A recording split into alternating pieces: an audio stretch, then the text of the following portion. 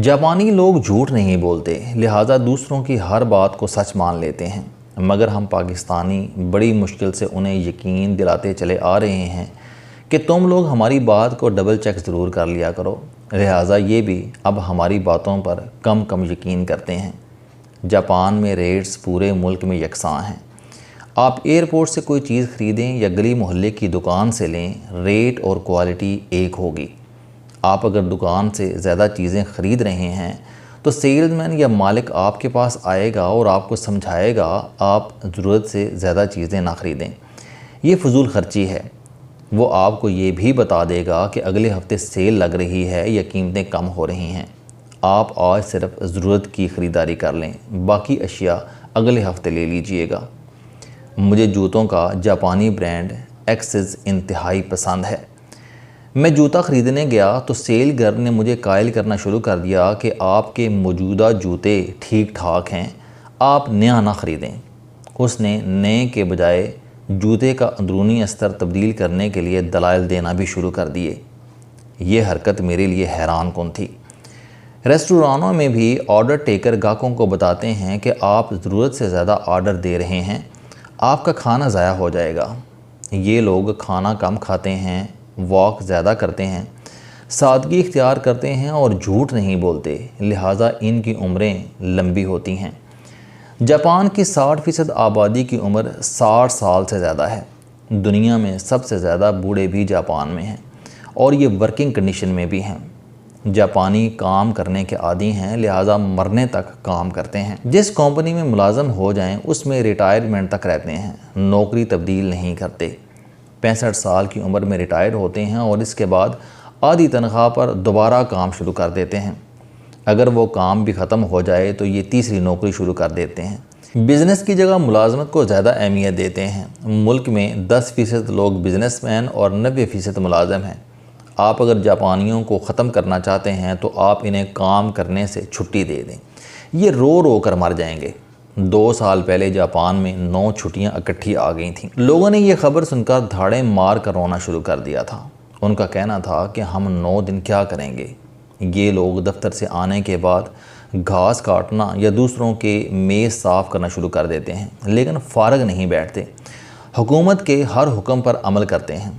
हुकूमत ने अगर हुक्म दे दिया कि आप 10 लीटर से ज़्यादा पेट्रोल ना ख़रीदें तो ये 3-3 घंटे लाइन में लगकर सिर्फ 10 लीटर पेट्रोल लेंगे। मर्द अपनी पूरी तनख्वाह बीवी के हाथ पर रख देते हैं और बीवी घर और ख़ानदान दोनों के अखराजात चलाती हैं। मोबाइल फ़ोन साइलेंट रखते हैं। मुझे 8 दिनों में किसी जगह मोबाइल फ़ोन की घंटी सुनाई नहीं दी। ताहम जापान के हर मोबाइल फ़ोन के कैमरे के शटर की आवाज़ आती है ताकि कोई शख्स किसी शख्स की इजाज़त के बगैर उसकी तस्वीर न खींच सके। दफ्तरों में मोबाइल फ़ोन इस्तेमाल नहीं करते, आहिस्ता बोलते हैं, सरगोशी करते हैं। मैं 8 दिन ऊंची आवाज़ को तरसता रहा। हाथ नहीं मिलाते, झुक कर मिलते हैं और बस। ये लोग दूसरों के साथ भी बात नहीं करते। दफ्तर से निकल कर पब जाते हैं, बियर पीते हैं, टिक्के खाते हैं और खुलकर एक दूसरे के साथ गप लगाते हैं। घर वापस जाते हैं और दोबारा खामोश हो जाते हैं। घर छोटे हैं, लिहाजा अज़दवाजी ताल्लुकात के लिए पूरे जापान में लव होटल बने हैं। मियाँ बीवी चंद घंटों के लिए वहाँ चले जाते हैं और नहा धोकर वापस आ जाते हैं। औरतें और मर्द एक दूसरे के साथ बिला वजह फ्री नहीं होते। मजहबी और सियासी गुफ्तगू बिल्कुल नहीं करते। सियाह पासपोर्ट दिखाकर किसी भी दुकान से ड्यूटी फ्री अशिया ख़रीद सकते हैं, जबकि बाकी मुल्कों में ये सहूलत सिर्फ एयरपोर्ट्स पर दस्तयाब होती है। एहतसाब बहुत ज़्यादा है। अक्टूबर 2016 में टोक्यो में 10 मिनट बिजली गई थी। बिजली का वज़ीर 20 मिनट नदामत से सर झुकाकर खड़ा रहा। मर्दाना मुआशरा है, मर्दों की तनख्वाहें आज भी औरतों से ज़्यादा होती हैं। तनख्वाहों का तयन भी उम्र और ज़रूरत के मुताबिक होता है। अगर किसी शख्स की ज़रूरत कम है तो उसे कम मुआवजा मिलेगा और अगर ज़िम्मेदारियाँ ज़्यादा हैं तो उसकी तनख्वाह बढ़ जाएगी और ये फ़ैसला कंपनी खुद करती है। मुलाजम किसी किस्म का मुतालबा नहीं करता। शादी से कबल दूल्हा अपने अखराजात का तखमीना लगाता है, उसे अपने मेहमानों पर फ़ीकस तकसीम करता है और फिर कार्ड्स पर बाकायदा प्रिंट करके भिजवाता है। आप मेहरबानी फरमाकर फ़ीकस इतने पैसे साथ लेकर आइएगा और मेहमान होटल पहुंचकर अपना लिफाफा काउंटर पर जमा कराकर हॉल में दाखिल होते हैं। ہوٹل آخر میں اپنی پیمنٹ کاٹ کر باقی رقم دلہے اور دلہن کو ادا کر دیتے ہیں اور نیا جوڑا اس سے ہنی مون مناتا ہے۔ سرکاری ٹھیکوں میں کک بیکس لیگل ہیں۔ ایک کمپنی ٹھیکہ حاصل کرتی ہے، وہ 10% اپنے پاس رکھ کر کام دوسری کمپنی کو دے دیتی ہے۔ وہ کمپنی مزید 10% کاٹ کر تیسری کمپنی کو کام دے دیتی ہے اور وہ اپنا 10% رکھ کر کام آگے کھسکا دیتی ہے اور یوں آخر میں 50% رقم رہ جاتی ہے۔ لیکن آپ جاپان کا کمال دیکھیں، کمیشن لینے والی تمام کمپنیاں کام شروع ہونے کے بعد ڈیلیوری کمپنی پر نظر رکھتی ہیں۔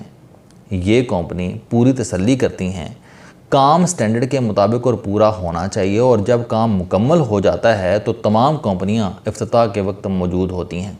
ٹرینیں انتہائی صاف ستھری، سبک رفتار اور ٹائم کی پابند ہیں۔ ٹرین لیٹ ہونے کا تصور بھی محال ہے۔ پلیٹ فارم اور ٹرین کے درمیان شیشے کی دیوار اور دروازے ہوتے ہیں تاکہ کوئی شخص یا بیگ پٹڑی پر گر نہ سکے۔ فرش پر ڈبوں کے نمبر لکھے ہوتے ہیں اور تمام ڈبے ٹھیک اپنے اپنے نمبر پر رکتے ہیں، اور اس کے بعد ٹرین اور پلیٹ فارم کا دروازہ کھلتا ہے اور لوگ چند سیکنڈ میں اتر اور چڑھ جاتے ہیں۔ ڈبے انتہائی صاف اور خوشبودار ہوتے ہیں۔ لوگ اپنا کچرا ساتھ لے کر جاتے ہیں۔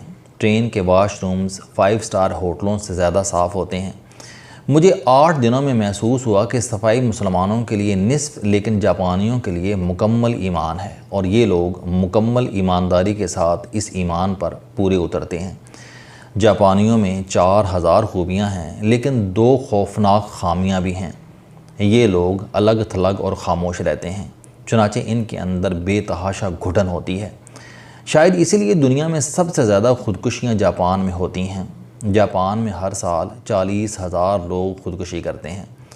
یہ لوگ اپنی موت کے دن کا تعین بھی خود کرتے ہیں اور مرنے سے پہلے اپنے تمام دوست احباب اور عزیز رشتہ داروں کو بتا دیتے ہیں، آپ فلاں دن خالی رکھیے گا، اس دن میرے گھر میں پارٹی ہوگی، اور یہ اس دن خودکشی کر لیتے ہیں۔ ملک میں سوسائڈ فارسٹ بھی ہیں۔ لوگ ان جنگلوں میں بھی نکل جاتے ہیں اور پھر ان کا نام و نشان مٹ جاتا ہے۔ مجھے فیوجی کے راستے میں ایک جنگل بھی دیکھنے کا اتفاق ہوا۔ لوگ ماضی میں اپنے بوڑھے والدین کو اس جنگل میں درختوں کے ساتھ باندھ جاتے تھے اور وہ بھوک اور پیاس سے جان دے دیتے تھے اور ان کی لاشیں جنگلی جانور کھا جاتے تھے۔ پورے ملک میں امن و امان ہے۔ پولیس کسی جگہ دکھائی نہیں دیتی۔ یہ تھانوں میں بیٹھ کر اسمارٹ کیمروں سے شہروں پر نظر رکھتی ہے۔ چوری چکاری کی وارداتیں نہ ہونے کے برابر ہیں۔ آپ کسی جگہ سامان چھوڑ دیں، 10 دن بعد بھی آپ کا سامان وہیں ہوگا یا پھر آپ کو لاسٹ اینڈ فاؤنڈر کاؤنٹر سے مل جائے گا۔ جاپانی ڈی این اے میں فراڈ کا دھاگا سرے سے موجود ہی نہیں۔ یہ لوگ فراڈ کر ہی نہیں سکتے، اور اگر کریں گے تو دوسرے دن خود ہی آ کر اعتراف جرم کر لیں گے۔ یہ روز باتھ ٹب بھی لیتے ہیں۔ آدھا گھنٹہ پانی میں لیٹنا ان کے لیے عبادت کا درجہ رکھتا ہے۔ جاپانی کمبوڈ پوری دنیا سے مختلف ہیں۔ کموڈ میں سیٹ گرم ہوتی ہے اور اس کے ساتھ صفائی کے بٹن ہوتے ہیں۔ آپ بٹن دبائیں، پانی کی فوار آئے گی اور آپ کو صاف کر دے گی۔ مسلم شاور کی ضرورت نہیں پڑے گی۔ گھروں کے دروازے عموماً کھلے رہتے ہیں۔ گھروں اور فلیٹس کے پیچھے سبزی کی گنجائش ہوتی ہے اور اپنے کپڑے خود دھوتے ہیں۔ لان کی گھاس بھی خود کاٹتے ہیں۔